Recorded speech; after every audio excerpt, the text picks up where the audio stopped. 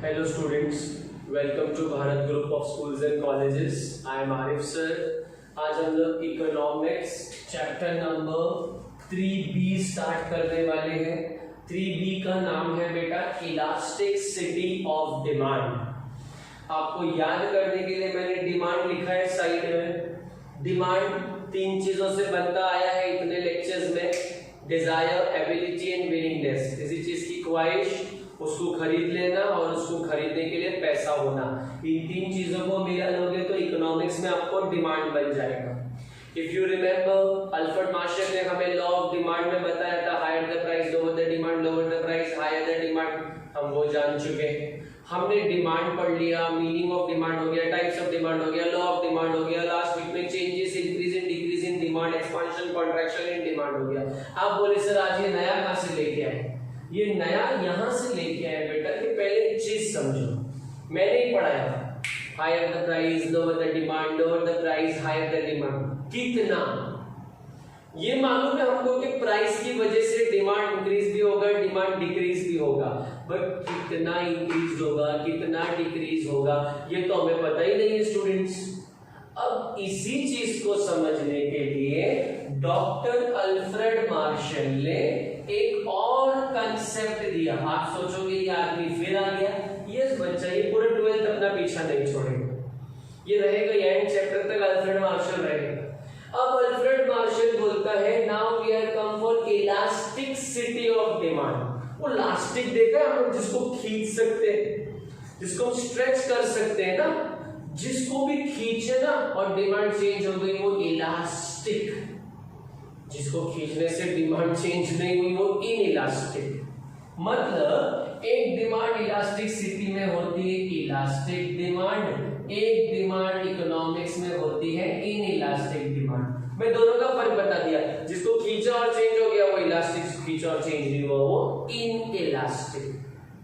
आइए हम इसमें अभी पहले जरा इलास्टिसिटी ऑफ डिमांड को पढ़ते हैं। Elasticity of demand refers to, ED मतलब elasticity of demand, degree of responsiveness, कैसा डिमांड रिस्पॉन्स करेगा, of a quantity demanded to a change in its price और एनी अदर फैक्टर। क्लियर है ना कि डिमांड सिर्फ प्राइस से नहीं चेंज होता है, और भी अदर फैक्टर से चेंज होता है।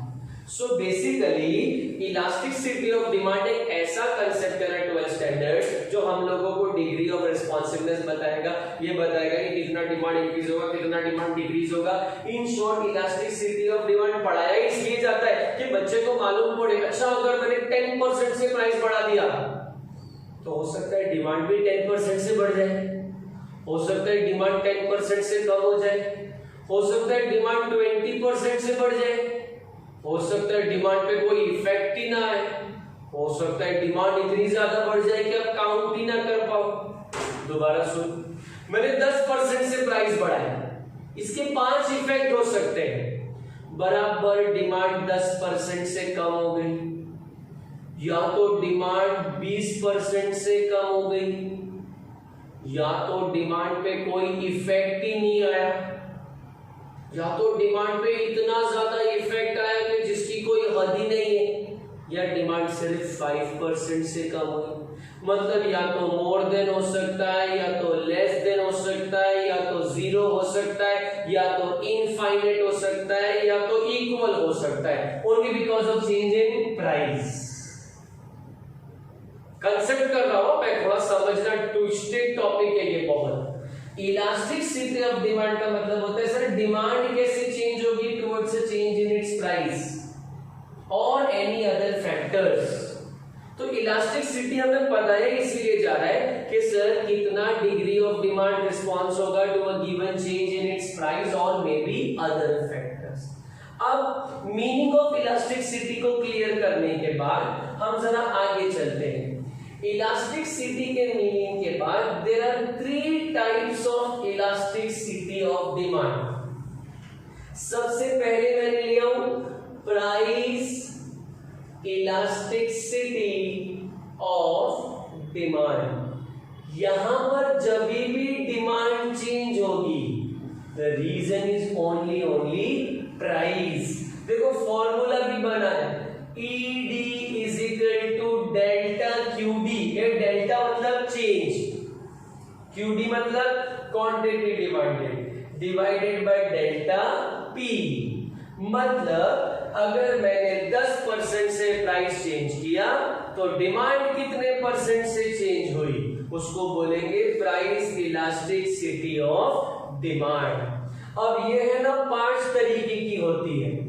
एक होती है यूनिटरी इलास्टिक, एक होती है परफेक्टली इलास्टिक, एक होती है परफेक्टली इनइलास्टिक, एक होती है रिलेटिवली इलास्टिक और लास्ट वाली होती है रिलेटिवली इनइलास्टिक। ये सब की सब किसके टाइप्स है, प्राइस के। बट अभी हम लोग क्या देख रहे हैं, types of elasticity of demand का फर्स्ट पार्ट। तो इन शॉर्ट जब आप लोग प्राइस इलास्टिसिटी ऑफ डिमांड पढ़ते हो ना स्टूडेंट्स, तो प्राइस इलास्टिसिटी ऑफ डिमांड में न्यूमरेटर में हमेशा डिमांड आएगा। इस बार डिमांड किससे चेंज हो रही है, प्राइस से, तो डिनोमिनेटर में प्राइस आ जाएगा।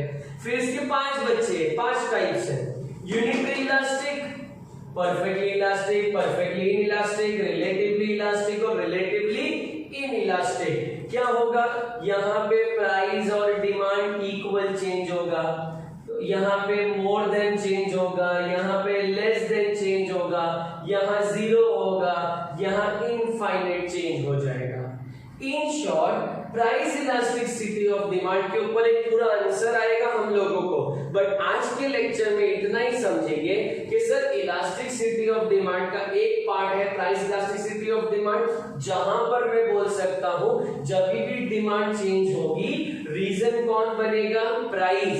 और 5 तरीकों से हो सकता है वो चेंज, यहां लिख देता हूं मैं। एक बार वो चेंज इक्वल भी हो सकता है, एक बार वो चेंज मोर देन हो सकता है। इक्वल मतलब दोनों का परसेंटेज 10-10, मोर देन मतलब प्राइस 10 से चेंज हुआ, डिमांड 20 से चेंज हो गई।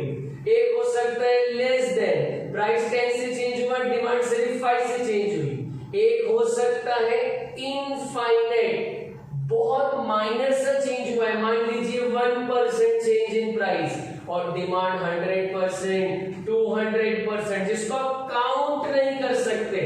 और एक होगा 0, मान लीजिए डिमांड 10% से, प्राइस 10% से चेंज हुआ बट डिमांड पे क्या असर आया, 0।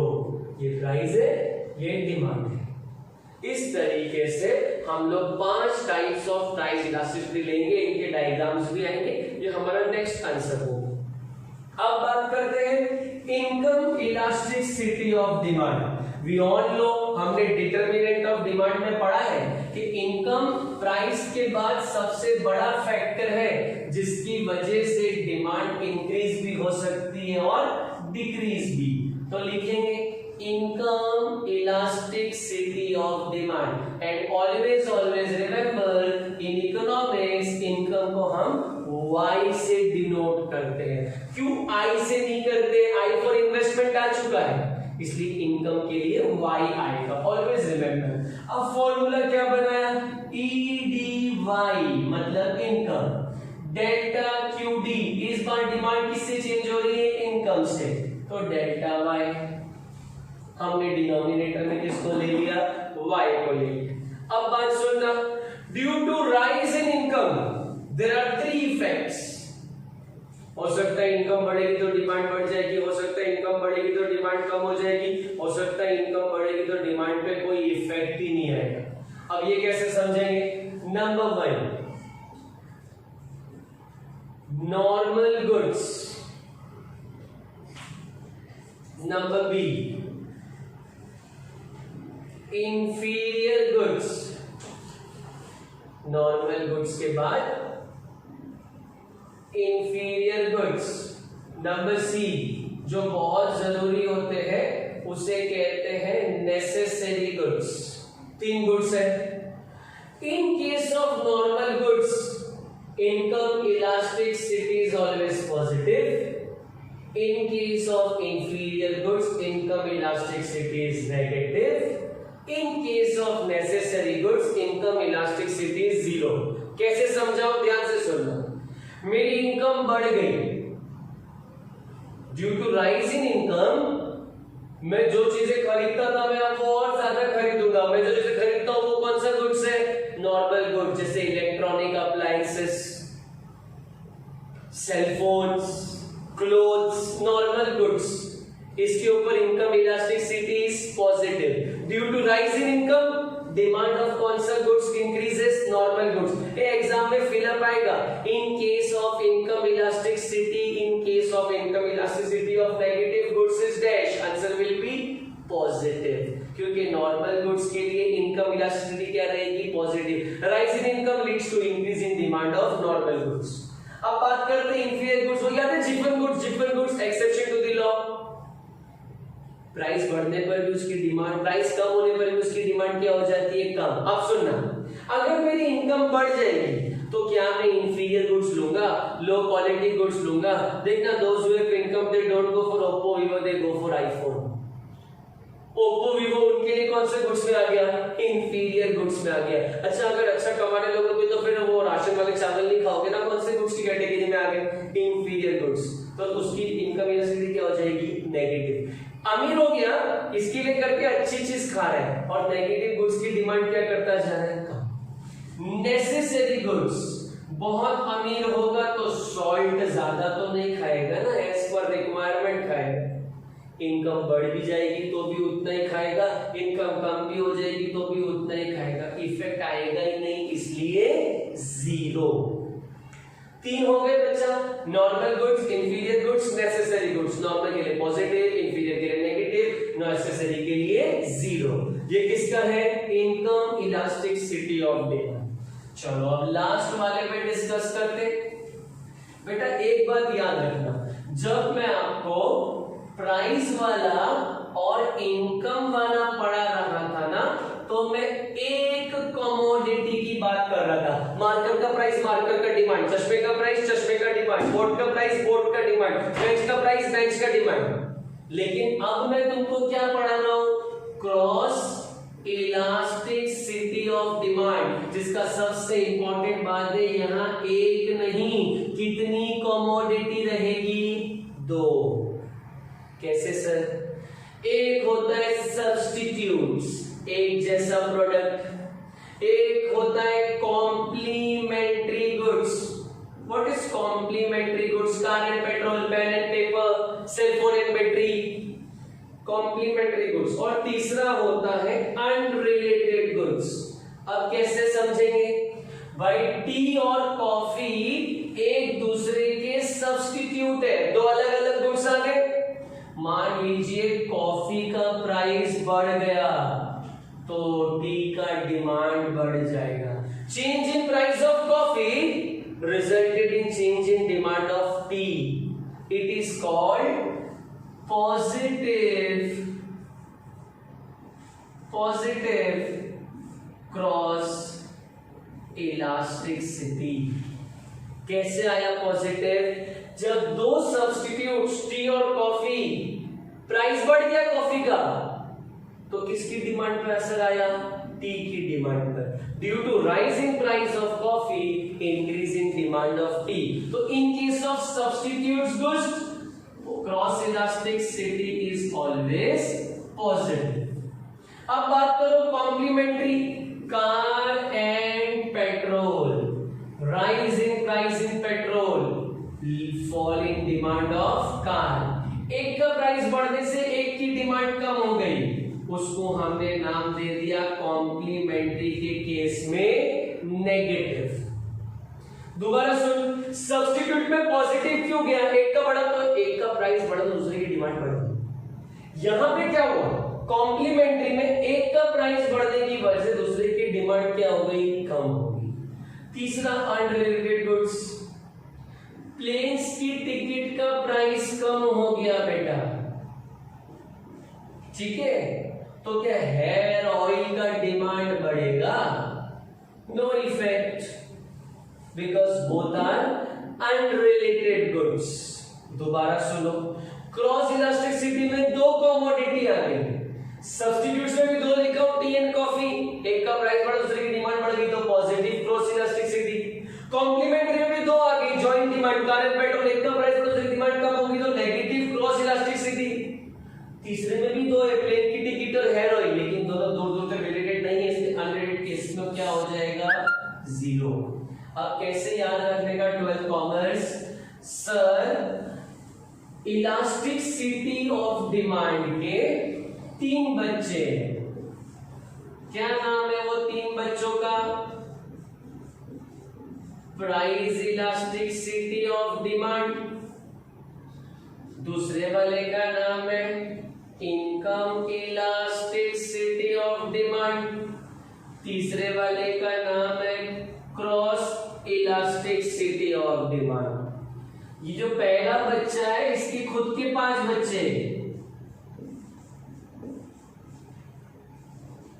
Unitary elastic, perfectly elastic, perfectly inelastic, relatively elastic और रिलेटिवली इनइलास्टिक। इन लोग दोनों के 3 बच्चे, पॉजिटिव नेगेटिव 0, इसके भी 3 बच्चे, पॉजिटिव नेगेटिव 0।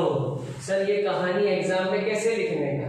एग्जाम में मान लो डिफाइन द टर्म में इनकम इलास्टिसिटी आ गया, उसका मीनिंग और उसके 3 बच्चे, क्रॉस इलास्टिसिटी आ गया, उसका मीनिंग और उसके 3 बच्चे, लेकिन डिफाइन द टर्म में प्राइस इलास्टिसिटी आता नहीं है, ये सीधा ब्रीफ में आता है। अगर डिफाइन द टर्म में आया तो इसका कोई भी एक बच्चा आएगा, तो जो भी बच्चा आएगा उसके बारे में उसका डायग्राम बना देंगे, हम लोग नेक्स्ट लेक्चर में पढ़ेंगे। तो आज के लेक्चर की समरी क्या हुई कि सर मार्शल खुद ही बोला, तुमको डिमांड मालूम पड़ गई, तुमको डिमांड का रिलेशन मालूम पड़ गया, अब तुम बताओ डिमांड की इलास्टिसिटी क्या होगी? तो हमने बताया देखो सर डिमांड ये 3 लोगों से चेंज हो सकती है, प्राइस से, इनकम से और अदर गुड्स में। हमने वो सबको डिटेल में स्टडी किया, 3 चैप्टर कंप्लीट हो गए इको में, 4था स्टार्ट हो गया। आप घर पे जितना अच्छे से चीजों को रिपीटेटिवली प्रैक्टिस करेंगे उतना बेटर है। सैटरडे संडे लॉकडाउन खत्म होने के बाद मंडे से कॉलेज ऑफिस ओपन रहेगा, आप जाइए रजिस्ट्रेशन करवाइए। इंशाल्लाह अगस्त से फिजिकल लेक्चर्स की कोशिश है वो शुरू हो जाएंगे। मीनवाइल प्रैक्टिस कीजिए, हैंडराइटिंग स्पीड इंप्रूव कीजिए, हर तरीके से एफर्ट्स लीजिए, घर पे टाइम मत वेस्ट कीजिए। We are in July, normal scenario में काफी ज्यादा पोर्शंस कॉलेजेस में हो जाते हैं हमारे, बट ड्यू टू पेंडेमिक बहुत चीजें डिले चल रही है। आप भी थोड़ा केयर करें, take care, stay home, stay safe.